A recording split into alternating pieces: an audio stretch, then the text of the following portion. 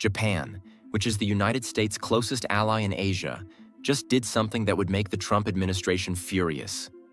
Shigeru Ishiba's government is making it clear that they are done following US demands, and they need to save their own economy first. This is why Japan has recently started buying oil from Russia, despite restrictions imposed by the United States. But this is not the only sign proving that the Japanese government is ignoring Washington. Just last month, Japan raised the alarm about its debt problem. Interestingly, the US has not offered any help despite Japan being the largest creditor to the United States and holding over 1.1 trillion US Treasury bonds.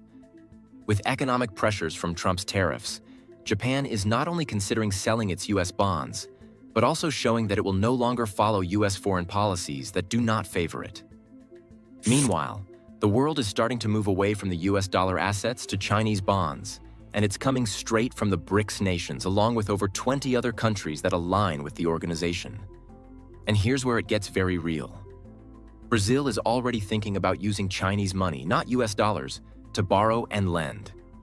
This is happening at a time when the US economy is drowning in $36.9 trillion of debt, and the long-term bonds are becoming unpopular. BRICS plus nations moving to the Chinese bonds market could be the beginning of a slow collapse of a system that gave America its power. And the scary part is that most people have no idea it's happening. Before we get into more details and analysis, ensure you are subscribed to the channel. For over half a century, Japan played the role of Washington's most loyal partner in Asia. It backed US policies, stayed in step with America's global agenda, and avoided bold moves that might disrupt the alliance. But that era of quiet obedience is breaking down.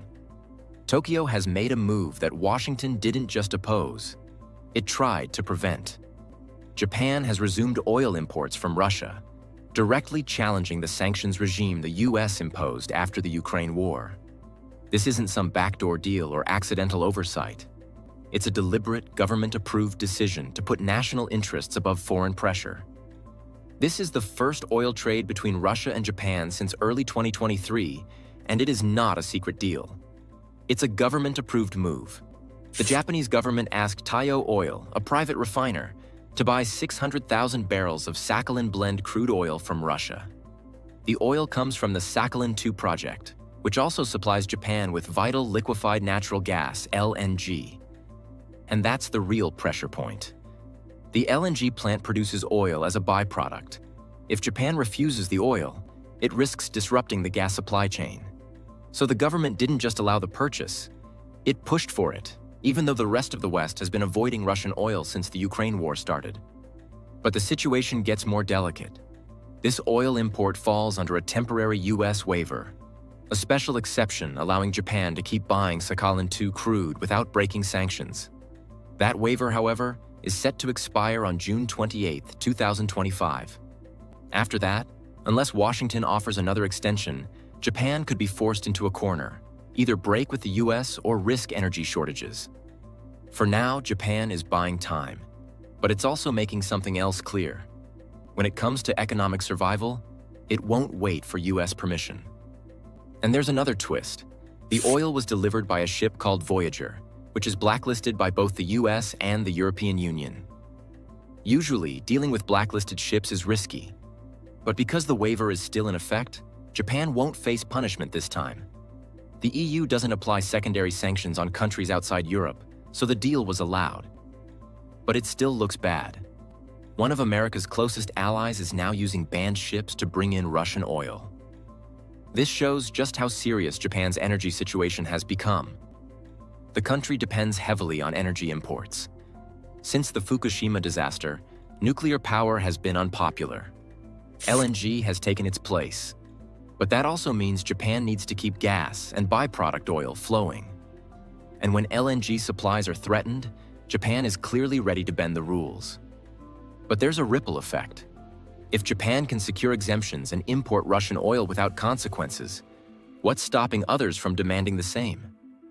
Every loophole weakens the West's sanctions regime and hands Moscow a financial lifeline at a time when the US and its allies are trying to isolate it. This isn't just an energy deal, it's a warning shot. Japan's return to Russian oil reveals how quickly global unity can fracture when energy needs collide with geopolitical goals. And it might only be the beginning. Japan's actions are not only about oil.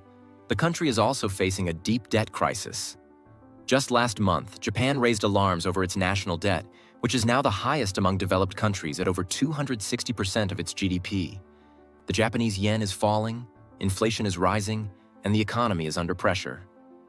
This is why Japan's prime minister has raised the alarm, stating that the country's finances is in a worse state than that of Greece. What did the United States do to help? Nothing. No support, no public offer of assistance, not even a kind statement from Washington. This silence is shocking because Japan has been one of the U.S.'s biggest financial supporters.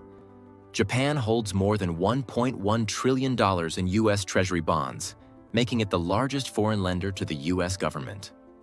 Japan has helped fund American wars, economic bailouts, and major spending programs for years. And yet, when Japan is in trouble, the U.S. says nothing. This is pushing Japan to think differently. Why should it keep supporting U.S. debt when the U.S. won't support Japan in return? Financial experts in Tokyo are now warning that Japan might start selling U.S. bonds to help its own economy. If that happens, it could cause serious problems. Interest rates could jump, the U.S. dollar could weaken, and other countries might panic and sell their U.S. debt too. To make things worse, President Donald Trump's tariff policies are hurting Japan. Trump's America First idea is back, and with it comes a new round of taxes on imported goods, including Japanese products like cars, steel, and electronics. During Trump's first term, these tariffs cost Japanese companies billions. Now, Japan is bracing for even more economic pain. But instead of begging for help, Japan is changing its attitude. It is starting to review all of its policies and may dump U.S. policies that affect its economy negatively. Japan is not suddenly becoming anti-American. It still values its partnership with the U.S., but it no longer sees that partnership as unbreakable or automatic. Japan is now repositioning itself, adjusting its foreign and economic policies to fit a world where U.S. leadership is no longer stable or predictable. There are signs that Japan is getting ready to build closer trade ties with China, even though the two countries have many disputes. Japan is also improving its ties with other Asian countries. Meanwhile, the BRICS countries are quietly making a big move. They are turning their backs on U.S. government bonds and choosing to buy bonds in Chinese yuan instead. This is a huge shift. For years, countries around the world bought U.S. dollar bonds because they were seen as safe.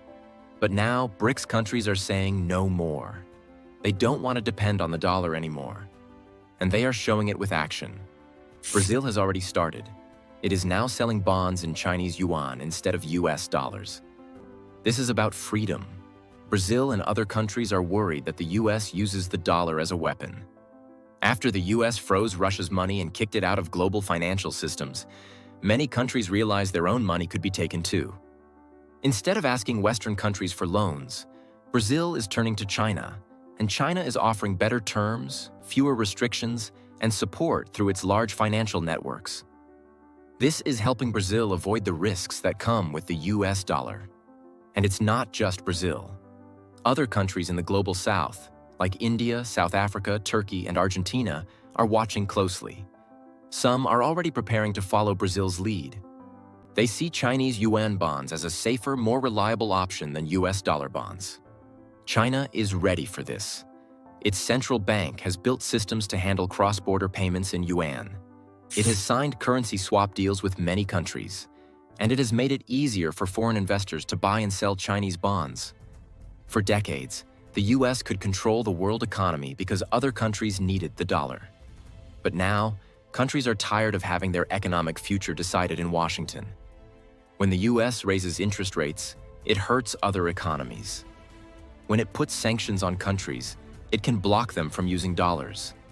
That's why BRICS members are turning to the Chinese yuan to protect themselves. Chinese banks are not only selling bonds, but also helping BRICS members issue bonds and run full financial operations using the yuan. A few days ago, Brazil announced it would issue what it called panda bonds.